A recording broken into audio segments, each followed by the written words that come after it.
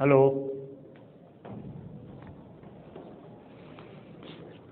नमस्कार विद्यार्थी मित्रों, वेलकम बैक। एसएन विद्यालयના ઈ લર્નિંગ પ્રોગ્રામમાં હું પિનાક ખંડાવાલા આપને ફરીથી આવકારું છું। મિત્રો, આપણે આજે ચેપ્ટરના લગભગ એન્ડ ઉપર આવીને ઊભા છીએ। એક સરસ મજાની ઘટના, કારણ કે ચેપ્ટરમાં જેટલું ભણવાનું હતું, શું કાર્ય એની સમજૂતી, ઉર્જા એની સમજૂતી અને છેલ્લે પાવર સમજૂતી મેળવી લીધી આપણે।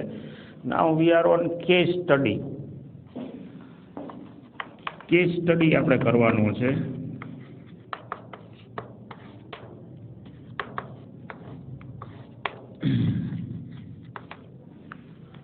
જેમાં આપણે ઓલા કેમ અગાઉ પ્રક્ષિપ્ત ગતિ ને વર્તુળમય ગતિ એવો જે કર્યો તો કેસ સ્ટડી, એવો ચર્ચા કરવાની છે આપણે સંઘાત, કોલિઝન, મતલબ એક્સિડન્ટની વાત કરવાની છે। ભૌતિક વિજ્ઞાનમાં કણોને દળોને સાંકળતી આ ઘટના છે સંઘાત, એટલે અથડામણ ટૂંકમાં છે। હવે એ અથડામણ દરમિયાન શું થાય છે, કેવી રીતે હિસાબ કિતાબ થશે, કઈ રાશિ બદલાશે, એની આપણે ચર્ચા કરવાની થાય છે। હવે એમાં માનો કે કોઈ એક પદાર્થ કોઈ સંદર્ભ બિંદુ પર સ્થિર અવસ્થામાં છે, એને આપણે ટુ કહી દઈએ। કોઈ એક પદાર્થ સ્થિર અવસ્થામાં છે, નંબર 2। હવે બીજો કોઈ એક પદાર્થ છે એની સાથે અથડાય, 2 ડાયમેન્શનલી અથડાય છે, એટલે આને સહેજ નીચે રાખ્યો છે, તમે જોજો। એટલે આ જે છે એ આની સાથે ભટકાય તો આ પદાર્થને આ બાજુ ક્યાંક ફેંકી દે અને આ બાજુ ક્યાંક ફેંકી દે। બીજો પદાર્થ જે સાઈડ જાય છે એ બાજુનો સંદર્ભ સાથે બનતો ખૂણો એને θ2 કહી દઉં, અને પહેલો પદાર્થ જે બાજુ ગયો એને θ1 કહી દઉં। આ સંઘાતની ઘટના બની। માની લો કે આવનાર છે એનો પ્રારંભિક વેગ v1 i કેપ, એમાં i સ્ટેન્ડ્સ ફોર ઇનિશિયલ સમજવાનું, અને v1 i આપણે પહેલાનો વેગ કીધો, અને v2i છે એ પહેલાથી આપણે 0 ધારી લઈએ, મતલબ બીજો પદાર્થ છે એ સ્થિર પડેલો છે। બંનેના દળ છે એ m1 અને m2 માનો કે છે। અહીંયા જે છે એ v2 ફાઇનલ છે, f સ્ટેન્ડ્સ ફોર ફાઇનલ સમજવાનું, અંતિમ વેગ। અંતિમ એટલે શું? અથડામણ બાદનો વેગ છે એ આપણે ધ્યાનમાં લેવાનો એને, અને આ અથડામણ બાદનો પહેલાનો વેગ v1f। હવે આ ઘટનાની અંદર સંડોવાયેલા ચલ તમે જુઓ કોણ કોણ છે? v1i, v2i, v1f, v2f, m1 m2 જે પદાર્થના દળ છે સામાન્ય સંજોગોમાં અચળ રહેશે। θ1 θ2 મતલબ કે પદાર્થ અથડામણ બાદ કઈ દિશામાં ગતિ કરશે એના મેજરમેન્ટ। હવે આ બધું આવરી લેતી ઘટના છે એ આપણે સ્ટેપ બાય સ્ટેપ સમજતા જવાનું છે। તો આ આખી ઘટનામાં, સંઘાતની ઘટનામાં વેગમાન સંરક્ષણનો નિયમ લાગશે।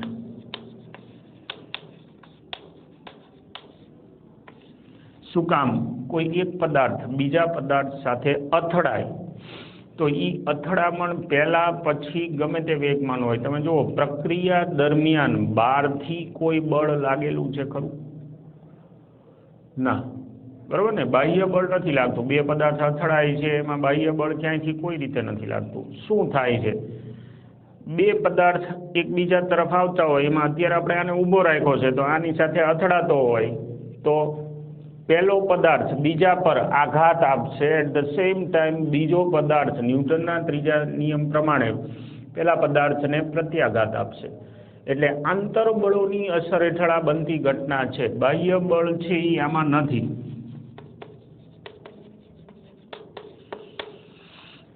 એટલે વેગમાન સંરક્ષણનો નિયમ પળાય। હવે વેગમાન સંરક્ષણનો નિયમ એટલે શું? માનો કે ડેલ્ટા પી વેગમાનનો ફેરફાર પહેલા માટે શું થશે? m1 v1f minus m1 v1i। સદિશ સ્વરૂપે લખી તો સારું લાગે। પહેલા પદાર્થનો વેગમાનનો ફેરફાર, પછી એવી જ રીતે બીજા પદાર્થનો વેગમાનનો ફેરફાર, m2 v2 final minus m2 v2 initial. અંતિમ અને પ્રારંભિક વેગમાનની બાદબાકી પહેલા માટે, અંતિમ અને પ્રારંભિકની બાદબાકી બીજા માટે. હવે એમાં delta P1 plus delta P2 is equal to 0 થશે. અથડામણ દરમિયાન, કારણ કે બાહ્ય બળ નથી એટલે તંત્રમાં કોઈ પણ પ્રક્રિયા થાય, તંત્રનું કુલ વેગમાન જે છે એ અચળ હોય. મતલબ શું? P1I plus P2I is equal to P1F plus P2F થાય. હવે તમે આને પેલી બાજુ લઈ જાઓ, આને પેલી બાજુ લઈ જાઓ એટલે આ બે પદ મળી ગયા. જુઓ તો પ્રારંભિક કુલ વેગમાન આટલું, અંતિમ કુલ વેગમાન આટલું. એટલે હવે હું પેલા પદને આ બાજુ લાવું તો અહીંયા થઈ જશે ડેલ્ટા P41 અને આ પદને ઓલી બાજુ લઈ જાઓ તો માઇનસ ડેલ્ટા P42 થવાનું. અને પરિણામે બેને આ બાજુ લાવો તો આ સંબંધ જળવાય. શું કામ? ડેલ્ટા P1 બેઝિકલી કોણ છે? તો કે પહેલા પદાર્થના વેગમાં, શબ્દો પકડજો, પહેલા પદાર્થના વેગમાનમાં થતો ફેરફાર બીજાના આઘાતના કારણે લાગ્યો હોય છે. ડેલ્ટા P42 એ પહેલા F1 ડેલ્ટા T પહેલાના વેગમાનનો ફેરફાર તેના પર લાગતા આઘાત જેટલો અને બીજાના વેગમાનનો ફેરફાર તેના પર લાગતા આઘાત જેટલો. હવે આ F1 એટલે શું? વધારે સ્પષ્ટ કરી તો ફોર્સ ઓન 1/2 ડેલ્ટા T અને આ શું છે? Force on 2/1 delta T. હવે ત્રીજો નિયમ આપણને ખબર છે કે F12 delta T is equal to minus F21 delta T હોય. આઘાત અને પ્રત્યાઘાત સરખાને વિરુદ્ધ હોય. મતલબ કે પ્રક્રિયા દરમિયાન વેગમાનનો કુલ ફેરફાર શૂન્ય થશે. વેગમાન સંરક્ષણનો નિયમ આમાં જળવાય. સંઘાતની ઘટના, ભટકાવાની પ્રક્રિયા. હવે એને મેં કીધું એમ જુદી જુદી રીતે આપણે સમજવાનું છે. તો સંઘાત જે છે એના મુખ્યત્વે બે પ્રકાર છે. એક અસ્થિતિસ્થાપક સંઘાત અને બીજું સ્થિતિસ્થાપક સંઘાત.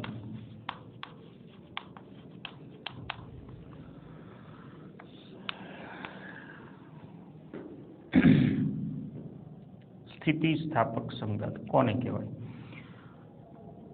અથડામણ પહેલા દરેક પદાર્થ પાસે પોતપોતાની ગતિ ઉર્જા હશે. એ ફાઇનલ વાત છે. પોતપોતાની ગતિ ઉર્જા છે. અથડામણ બાદ શું થવાનું છે? પોતપોતાની ગતિ ઉર્જા તો હશે જ. જો અથડામણ પહેલાની કુલ ગતિ ઉર્જા તંત્રની પ્રારંભિક કુલ ગતિ ઉર્જા ઈ તંત્રની અંતિમ કુલ ગતિ ઉર્જા જેટલી થાય તો એવા પ્રકારની અથડામણ છે એને સ્થિતિસ્થાપક અથડામણ કહેવાય. કુલ ગતિ ઉર્જા છે એ પછીની કુલ ગતિ ઉર્જા જેટલી રહેતી હોય. ઉર્જા સંરક્ષણનો નિયમ તો સંઘાતની ઘટનામાં જળવાય જ. આ ધ્યાનમાં રાખજો. ઉર્જા સંરક્ષણનો નિયમ તો જળવાય જ છે. પણ એવું બને કે અથડામણના કારણે પદાર્થની કોઈ એક પદાર્થની ગતિ ઉર્જાનો થોડો ઘણો ભાગ ઉષ્મા ઉર્જામાં કે ધ્વનિ ઉર્જામાં રૂપાંતરણ થાય. અથડામણ થાય છે ને એટલે કુલ ઉર્જા એમનેમ છે, જેનું રૂપાંતરણ શું થયું તો કે અમુક ભાગનું ઉષ્મા ઉર્જામાં અથવા ધ્વનિ ઉર્જામાં રૂપાંતરણ થયું. તો એ વખતે ગતિ ઉર્જાનું સંરક્ષણ નહીં થાય. પ્રારંભિક કુલ ગતિ ઉર્જા અને અંતિમ કુલ ગતિ ઉર્જા સરખી નહીં થાય. તો એવી જે અથડામણ છે એને અસ્થિતિસ્થાપક અથડામણ કહેવાય. બંને ટાઈપમાં કુલ ઉર્જા તો જળવાય જ, ટોટલ એમને જ હોય, કારણ કે એ તો હમણાં જ આપણે વાત કરી લાસ્ટ લેક્ચરમાં કે ઉર્જા સંરક્ષણનો નિયમ તો મીન મેખ વગર પડાય છે. હવે એમાં જો અથડામણ બાદ બંને પદાર્થો, જે બે અથડામણમાં સંડોવાયેલા છે એ બંને પદાર્થો સંયુક્ત તંત્ર તરીકે ગતિ કરે તો એને સંપૂર્ણ અસ્થિતિસ્થાપક અથડામણ એટલે કે સંઘાત કહેવાય.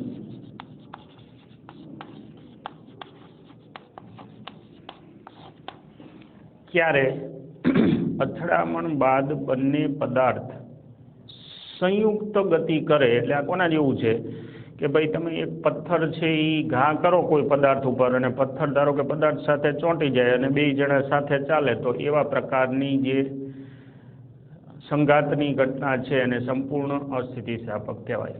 એટલે એમાં શું થયું તો કે આવનારની સંપૂર્ણ ગતિ ઉર્જા જે છે એ કન્વર્ટ થઈ ગઈ તંત્રની ગતિ ઉર્જામાં અને એમાં ગતિ ઉર્જાનું સંરક્ષણ ન થઈ શકે. એટલે એ જે છે આખું એની આપણે પહેલાં ગણતરી કરી લઈએ અને જોઈ લઈએ. સંપૂર્ણ અસ્થિતિસ્થાપક સંઘાત છે એનો એક કેસ લઈ લઈએ આપણે. સરળતા ખાતર આ જે ઘટના છે એમાં θ1 અને θ2 0 લઈ લઈએ. આ શબ્દોને સમજવા માટેની વાત છે.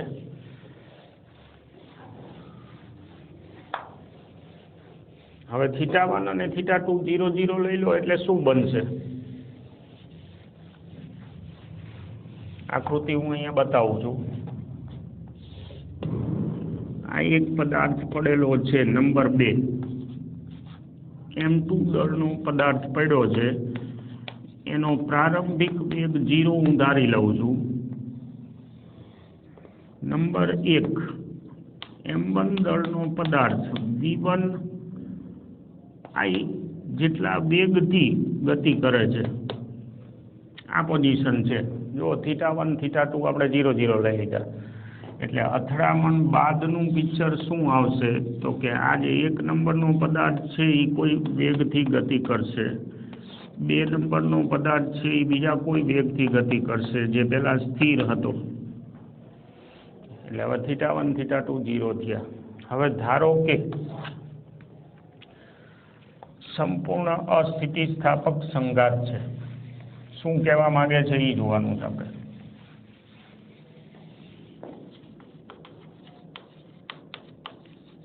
અસ્થિતિસ્થાપક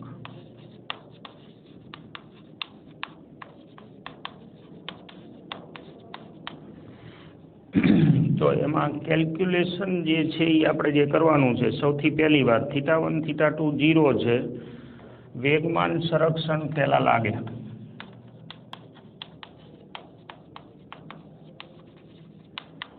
એટલે તંત્રનું આ અથડામણ પહેલાનું વેગમાન કેટલું m1 v1 I is equal to અથડામણ બાદનું કુલ વેગમાન. હવે આ જે છે એ કઈ રીતે ચાલવાના છે તો મેં સંપૂર્ણ માટે એમ કીધું છે કે v1f is equal to v2f થાય. મતલબ કે આ તંત્ર છે એ ચોંટડુક થઈ અને બે જણા એક સાથે ચાલે ચોંટડુક થઈને અને એ જે વેગ છે એને v ફાઇનલ કહી દઈએ આપણે. આ શરત થઈ સંપૂર્ણ અસ્થિતિસ્થાપક માટે.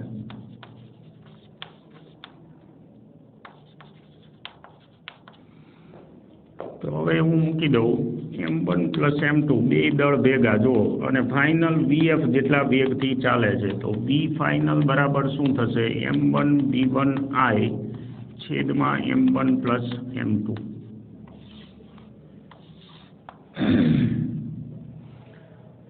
હવે આ ફાઇનલ વેગથી તંત્ર જવાનો છે. વેગમાન સંરક્ષણનો આપણે નિયમ મૂક્યો. હવે એનું ગતિ ઉર્જાનું શું થાય? પ્રારંભિક ગતિ ઉર્જા કેટલી હતી?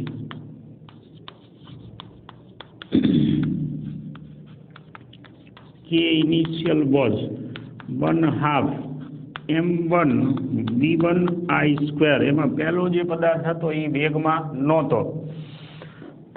k ફાઇનલ કેટલી થઈ 1/2 m1 પ્લસ m2 vf²। આ પહેલાની ગતિ ઉર્જા અથડામણ પહેલા અને આ અથડામણ બાદની ગતિ ઉર્જા થઈ। તો ગતિ ઉર્જાનો ફેરફાર ડેલ્ટા કે દેટ ઇઝ કે ફાઇનલ માઇનસ કે ઇનિશિયલ અથવા તો પ્રારંભિકમાંથી અંતિમ બાદ કરવું, કારણ કે આ જે ધડાકો થયો એમાં ઉર્જા છે એ ઓછી થવાની છે, 1/2 m1 v1 I² minus 1/2 m1 plus m2 અને v ફાઇનલ છે એ હું અહીંથી મૂકું m1 v1 I² છેદમાં m1 plus m2 whole square બરાબર છે। vf² મૂક્યું આપણે અહીંયા જે છે ને પદ એ આપણે અહીંથી મૂક્યું। હવે આ half m1 v1 I² minus આ એક કાઉન્સ ઉડી જશે એટલે હાફ અને છેદમાં એક કાઉન્સ વધ્યો m1 v1 I² ના છેદમાં m1 પ્લસ m2। આમાંથી હું હાફ m1 v1 I² કાઢી લઉં તો અંદર શું વધે 1 માઇનસ 1/m1 પ્લસ m2 બરાબર ને। m1 પ્લસ m2 નો સ્ક્વેર હતો હાફ m1 પ્લસ m2 તંત્ર vf ની જગ્યાએ આપણે આ પદ મૂક્યું છે અહીંયા આવશે m1² આ જગ્યાએ મતલબ અહીંયા સ્ક્વેર છે વર્ગ કરવો પડે ને vf² એટલે આ જગ્યાએ એક m1 વધશે। હવે હું અહીંયા લસા લઉં હાફ m1 v1 I² લસા લીધો m1 પ્લસ m2 આ ચોકડી સામે જાય m1 plus m2 minus m1 plus m2 minus એટલે અહીંયા વધે m2 આટલો ડેલ્ટા કે આવશે। જુઓ તો આ જે છે એ ગ્રેટર દેન 0 હશે મતલબ શું થયો ગતિ ઉર્જામાં આટલો બગાડ થાય, ગતિ ઉર્જા જે છે એ આટલી બદલાય। હવે આ અસ્થિતિસ્થાપક થઈ મતલબ એવો થયો કે આમાં ગતિ ઉર્જાનો વ્યય થવાનો। સંયુક્ત રીતે બે પદાર્થ જો ચોંટીને ચાલે તો ધારો કે છૂટા પડી જાય છે તો છૂટા પડી જતા હોય તો પછી આ જે પદ છે એ આવશે અને એ પદ જે અથડામણ પછી આવે એમાં તમે આ જ રીતે સાદુરૂપ આપો એટલે એ આંકડો તમને ગતિ ઉર્જાનો વ્યય બતાવશે। ઇન શોર્ટ અસ્થિતિસ્થાપક સંઘાત એટલે શું? જેમાં પ્રારંભિક ગતિ ઉર્જા અને અંતિમ ગતિ ઉર્જા સરખી ન હોય એટલે એમાં રૂપાંતરણ જે છે ગતિ ઉર્જાનું બીજી કોઈ ઉર્જાના સ્વરૂપમાં થાય, કુલ ઉર્જાનું સંરક્ષણ થાય, એને અસ્થિતિસ્થાપક કહેવાય। સ્થિતિસ્થાપક સંઘાતમાં શું થશે? માનો કે સ્થિતિસ્થાપક સંઘાત આ જ કેસમાં લઈએ આપણે આને જવા દઈએ। હવે આ સૂત્રો યાદ રાખજો।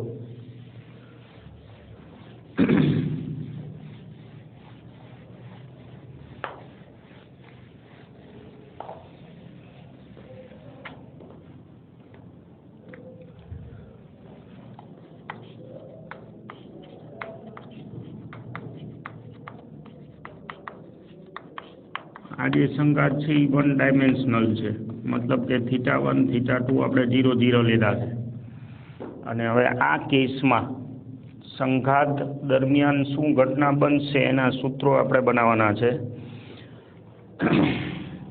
આ પરિસ્થિતિ પહેલો પદાર્થ સ્થિર છે અરે 2 નંબરનો પદાર્થ સ્થિર છે, પહેલો પદાર્થ v1 I વેગથી આવે છે, આની સાથે અથડાય છે, અથડાણા બાદ બંનેના વેગ એ જ દિશામાં મતલબ 1 ડાયમેન્શનમાં v1f અને v2f છે અને બાકીની માહિતી આમાં આપેલી છે। હવે સૌથી પહેલું આપણે જે વાત કરી કે ભાઈ વેગમાન સંરક્ષણ તો થાય જ એટલે કે m1 v1 I is equal to m1 v1f plus m2 v2f બરોબર ને। આ અથડામણ પહેલાનું વેગમાન એમાં બીજો પદાર્થ સ્થિર હતો, અથડામણ બાદ પહેલા પદાર્થનું વેગમાન, અથડામણ બાદ બીજા પદાર્થનું વેગમાન. નંબર 1. નંબર 2, ગતિ ઉર્જાનું સંરક્ષણ થાય. આ સ્થિતિસ્થાપક સંઘાતની ખાસિયત. તો 1/2 m1 v1 I square is equal to 1/2 m1 v1 f square વત્તા 1/2 m2 v2 f square. Number 2. આ બે સમીકરણો આપણને મળ્યા. હવે આમાંથી આપણો ટાર્ગેટ અથડામણ પછી બંને પદાર્થના વેગ કેટલા કેટલા હશે એ ગોતવાનો છે. એક લોજિક લગાડીએ આપણે. આપણો ટાર્ગેટ શું છે? v1f અને v2f શોધવાનો અથડામણ બાદ શું થશે એ. એક કામ કરી, અહીંયા 1/2 m2 v2f સ્ક્વેર છે એટલે હું સમીકરણ 1 ને v2f વડે ગુણું એટલે m1 v1 I v2f is equal to m1 v1 f v2f plus m2 v2f square. બરોબર. હવે એમાંથી તમે જુઓ આ સમીકરણ 2 માં હાફ લખવાની જરૂર નથી, ત્રણેય જગ્યાએ છે એટલે એમાંથી નીકળી જશે. એટલે એ સમીકરણ 2 જે છે એ હું અહીંયા મૂકું. m1 v1 I square is equal to m1 v1 f square વત્તા m2 v2 f સ્ક્વેર. અને હવે હું આમાંથી આ સમીકરણ બાદ કરું, મતલબ કે આ 3 નંબર અને 4 નંબર જે થયા છે એમાં 4 - 3 કરી લઈએ આપણે, એટલે આ પદ ઉડી જશે. એ પદ ઉડી જાય એટલે આપણી પાસે સમીકરણ જે બચે છે એ કયા સ્વરૂપમાં બચે છે એ જોઈ લઈ. તમે જુઓ તો આ થયું પદ m1 v1 I સ્ક્વેર માંથી m1 v1 I v2f is equal to આ પદ ઉડી ગયું છે એટલે m1 v1 f square minus m1 v1 f v2f. બરાબર. બાદ બાકીના સ્ટેપ કોરસ્પોન્ડિંગ આપણે લખેલા છે. આમાંથી હું m1 v1 I કોમન લઈ લઉં તો અહીંયા વધશે v1 I minus v2f is equal to આમાંથી m1 v1 f કોમન લઈ લઉં તો અહીંયા વધશે v1 f માઇનસ v2f. હવે એમાંથી હું આને ઉડાડી દઉં m1 ને. હવે આ જે પદ બચ્યું છે એમાં એક કામ કરી, m1 ઉડાડ્યા પછી v1 I square minus v1 I v2f is equal to અહીંયા v1 f square minus v1 f v2f. હવે એમાંથી આ પદને હું આ સાઈડ લઈ જાઉં છું, that is v1 f v2f minus v1 I v2f is equal to આ બાજુ v1 f square minus v1 I square. ઉતરે છે ને મગજમાં? સ્ટેપ સાદું રૂપના છે. હવે આમાંથી હું v2f કોમન લઉં, અંદર વધે v1 f minus v1 I. અહીંયા અવયવ પડશે v1 f minus v1 I અને v1 f plus v1 I. એમાંથી આ પદ ગયું તો v2f is equal to v1f plus v1 I. આ સમીકરણ મળ્યું આપણને છે 5 નંબર. આટલું ઓપરેશન કર્યા પછી એક વખત વિડીયો રિપીટ કરીને ફરીથી આ શાંતિથી સાંભળજો. હવે આ સમીકરણને 5 નંબરને હું નાખું, કોની કિંમત આપણે મેળવી v2f, એને હું નાખું છું 1 નંબરમાં.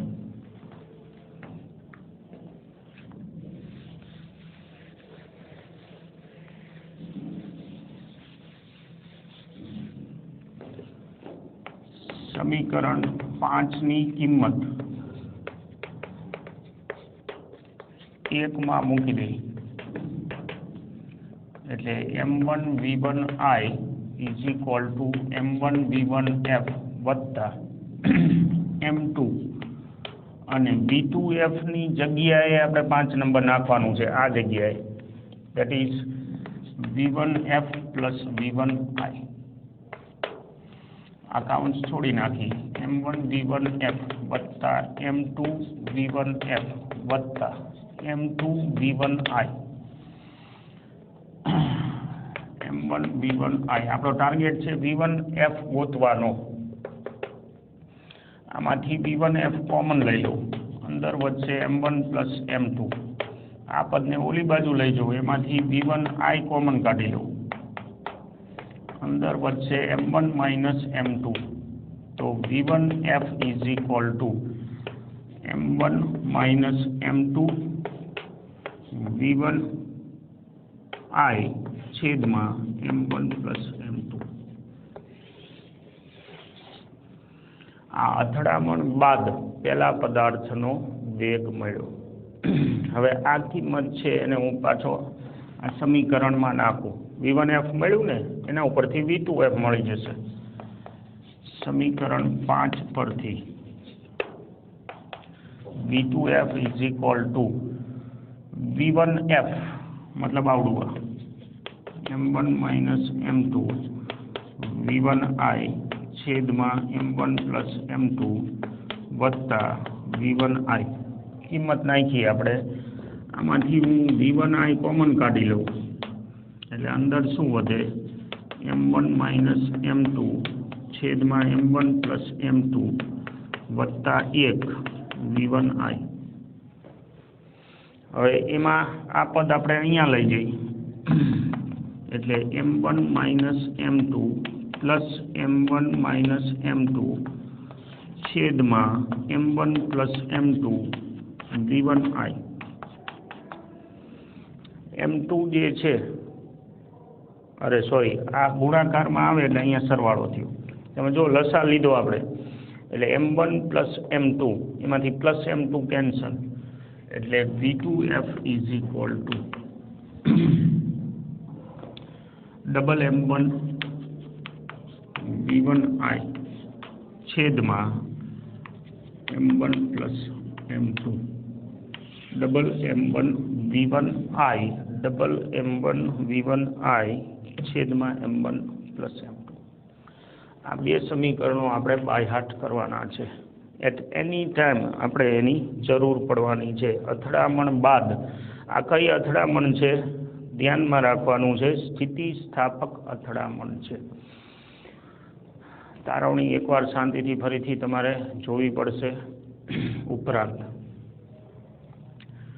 માનો કે હું આમાં શરત મૂકું, આ જે બે સમીકરણો મળ્યા છે એમાં આપણે જુદી જુદી શરત મૂકી. જુદી જુદી શરત એટલે શું? માનો કે બે દળ સરખા છે, જે બે ભટકાય છે. નંબર 1 કે દળ છે એ સરખા છે, M1 is equal to M2. તો V1F ઇઝ ઇક્વલ ટુ આના ઉપરથી તમે કહો, આને સમીકરણ નંબર X કહી દે અને સમીકરણ નંબર Y કહી દે.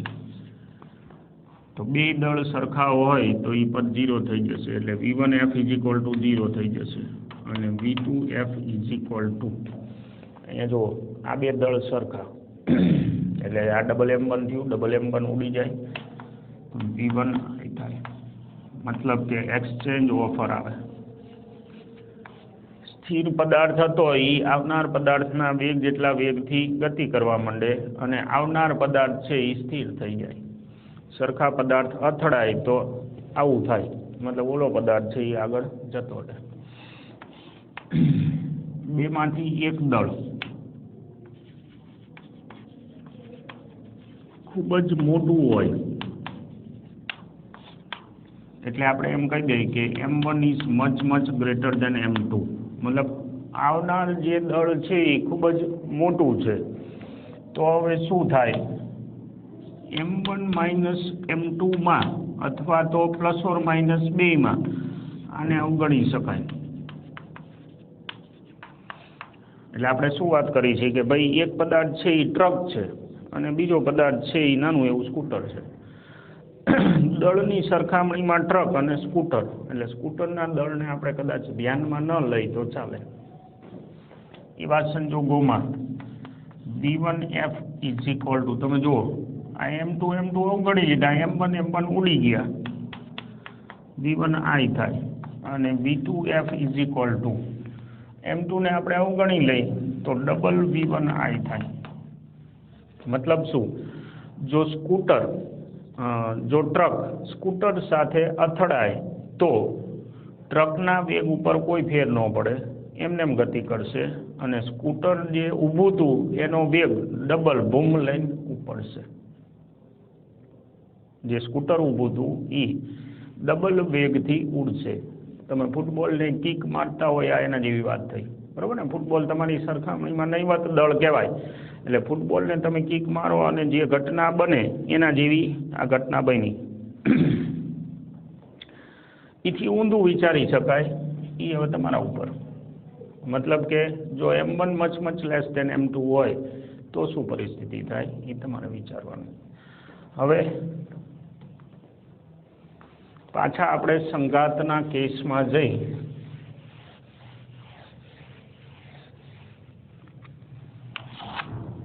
તો બે પરિમાણમાં સંઘાત. માનો કે આ આપણી રેફરન્સ લાઈન હતી, એમાં 2 નંબરનો પદાર્થ પડ્યો હતો.